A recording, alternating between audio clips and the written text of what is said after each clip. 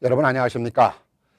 중앙대학의 청소 용역 노동자들이 총장실에서 점거 농성을 벌이고 있습니다. 농성의 이유는 비인간적인 처우를 개선해달라는 것입니다. 초과 근무수당을 지급해달라, 몸이 아파서 병원에 입원해야 하니 휴가 좀 달라 했더니 중앙대 총장이라는 사람이 그러면 그만두라. 이게 대학 총장이 할 말입니까? 초과 근무를 했으면 초과 근무수당을 당연히 지급해야 하는 것이 노동법의 기본이고, 아파서 병원에 입원해야 한다면 병원비는 못 대줄 망정 당연히 휴가를 줘야 하는 것, 이 또한 노동법의 기본이건만 대학 총장이라는 사람이 청소 노동자들을 이렇게 탄압하고 있으니 이게 무슨 대학 총장이고 상아탑인가요? 세상에 그릇된 문제들을 올바르게 깨우쳐줘야 할 대학이 이러니 기업들은 말할 것도 없습니다. 세계 최고의 공항으로 선정되었다는 인천공항에서도 청소 노동자들이 농성을 벌이고 있습니다. 이들 역시 근로조건 개선을 요구하고 있는 것입니다. 매일같이 초과 근무가 불가피한데도 별도의 수당을 공항 측이 지급하지 않기 때문이라는 것입니다.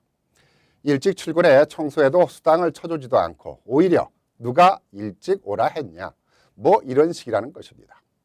더 기가 막힌 것은 청소 노동자들의 휴게실은 전혀 없고 이들이 쉬는 곳이라야 계단 밑이나 화장실 변기 뚜껑이 휴식 공간의 전부라는 것입니다.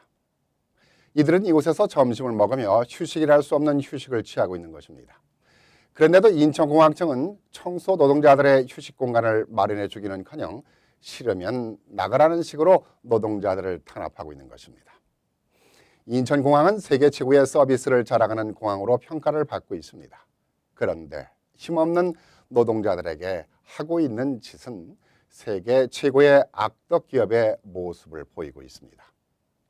인천공항은 2012년인 지난해 1조 6천억 원의 매출을 올리고 8천억 원의 영업이익을 올렸는가 하면 당기 순이익이 5,100억 원을 올렸습니다.